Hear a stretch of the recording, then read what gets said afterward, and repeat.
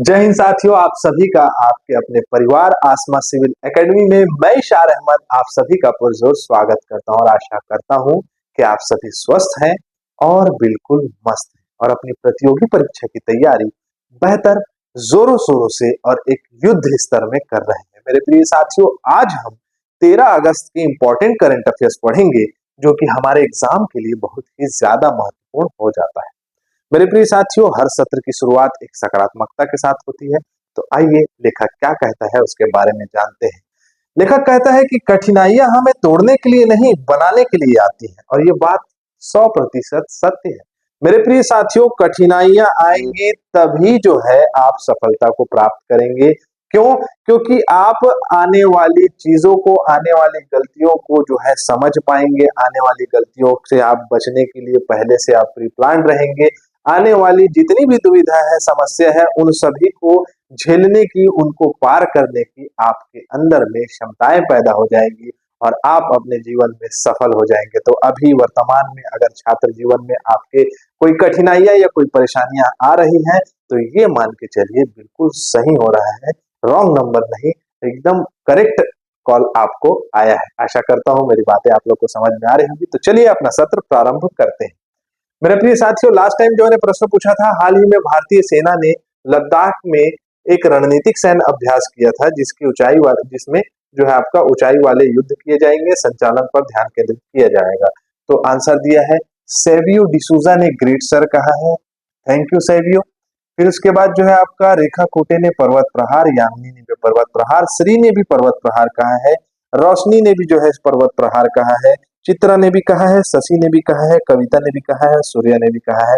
Very good, all the best. ऐसे ही अपनी consistency बनाए रखिए और वीडियो को ज्यादा से ज्यादा शेयर करें। ठीक है, चलिए आज का जो प्रश्न है, आज का जो दिवस है वो अंतरराष्ट्रीय वामपंथी दिवस मनाया जाता है। आज के दिन मतलब कौन से दिन? तो 13 अगस्त को। कब मनाया जाता है? 13 अगस्त को अंतरराष्ट्रीय वामपंथी दिवस मनाया जाता है।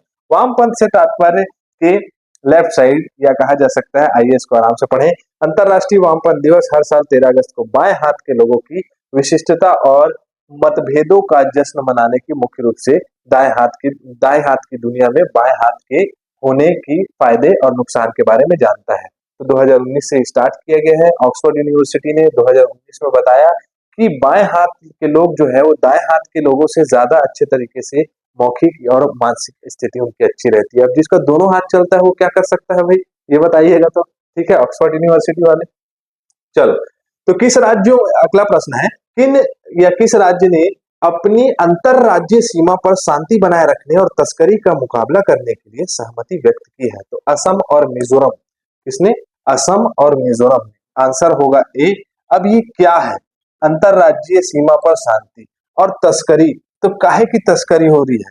मुख्य रूप से सुपारी हो गया और साथ ही साथ वहां पर जो वन्य जीव रहते हैं, वन्य जीव क्षेत्र और काजीरंगा नेशनल पार्क, ये सभी क्षेत्रों में जो है वन्य जीवों पे जो है आपका हत्या की जाती है, उनको मार दिया जाता है और उनकी तस्करी की जाती है। इन सभी चीजों को मद्देनजर रखते हुए असम और मिजोरम सरकार ने काफी जो है ये अच्छी पहल की है। असम की बात करें तो दिसपुर इसकी राजधानी है। राज्यपाल यहाँ की है लक्ष्मण आचार्य, मुख्यमंत्री हेमंत बिस्वास शर्मा है।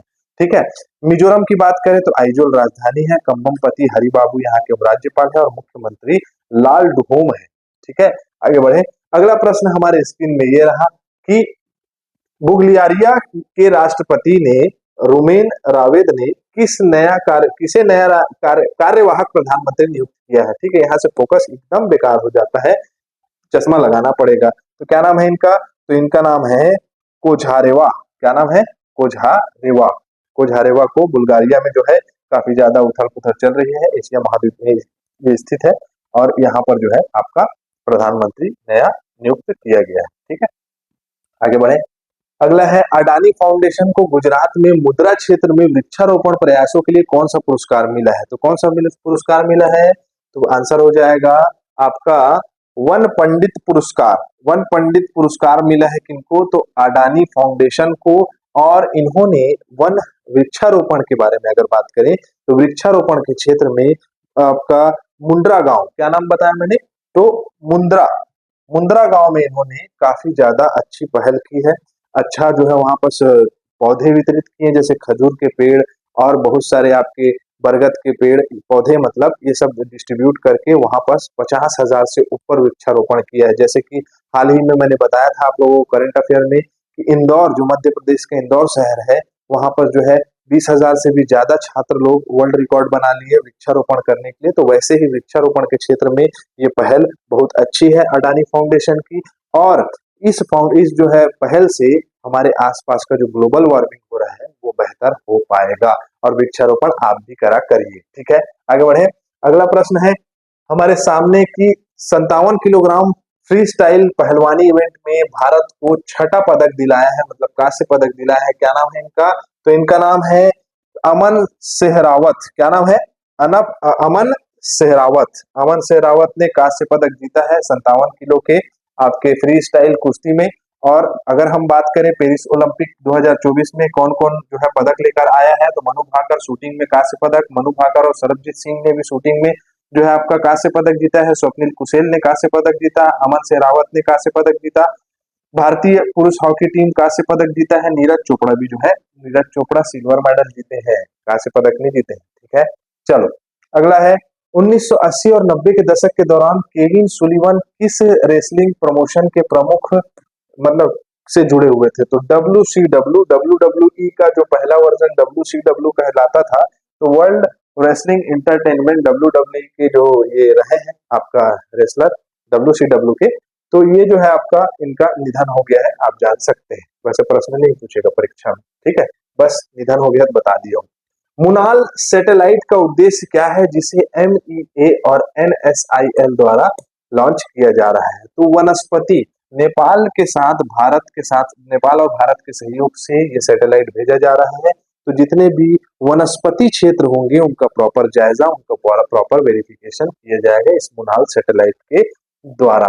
देख सकते हैं आप कि भारत के विदेश मंत्रालय मतलब मिनिस्ट्री ऑफ एक्सटर्नल अफेयर्स और new space India limited NSIL ने ये पहल की है। इसके साथ तो नेपाल के साथ उद्देश्य पृथ्वी की सतह पर वनस्पति घनत्व का डेटाबेस बनाना, तैयार करना, ठीक है। आगे बढ़े, चलो तो अगला प्रश्न हमारी स्क्रीन में ये रहा कि अगस्त 2024 में भारतीय वायुसेना और रॉयल मलेशियन एयरफोर्स के बीच में कौन सा संयुक्त वायु अभ्यास हो रहा है?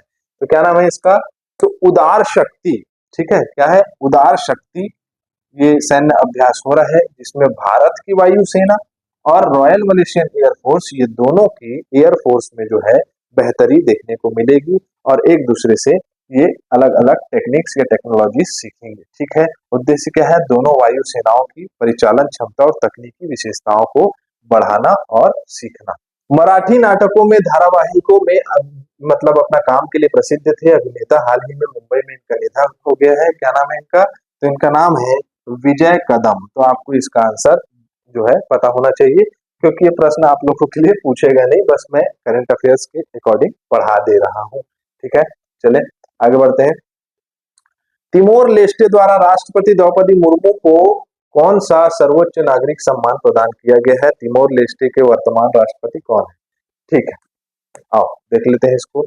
Grand collar of order of Timor Leste Jose Ramos Horta यहाँ के राष्ट्रपति है। ए ऑप्शन सही होगा इसका, ठीक है। हमारी राष्ट्रपति जी को, द्रौपदी मुर्मू जी को ये सम्मान से आपका सम्मानित किया गया है। तिमोर लेस्टे कहाँ है? तो जैसे देखोगे आप मतलब आपका ऑस्ट्रेलिया के जस्ट ऊपर में दिखाई देगा, आपका मुख्य रूप से इंडोनेशिया की जस्ट नीचे आपको तिमोर लेस्टे दिखेगा। वहां का सर्वोच्च नागरिक पुरस्कार मिला है हमारी द्रौपदी मुर्मू जी को, ठीक है। किस भारतीय राज्य में पोषण सुरक्षा हासिल करने के लिए विश्व खाद्य कार्यक्रम के साथ साझेदारी में भारत का पहला अन्नपूर्ति अनाज ATM खोला है? बताओ, आंसर बताओ, ठीक है। तो यहाँ हमारा सत्र कंप्लीट होता है। वीडियो को ज्यादा से ज्यादा शेयर करें और रोज कंसिस्टेंट आप करंट अफेयर पढ़ते रहें। इसी के साथ मैं इजाजत चाहूंगा। जय हिंद, जय भारत।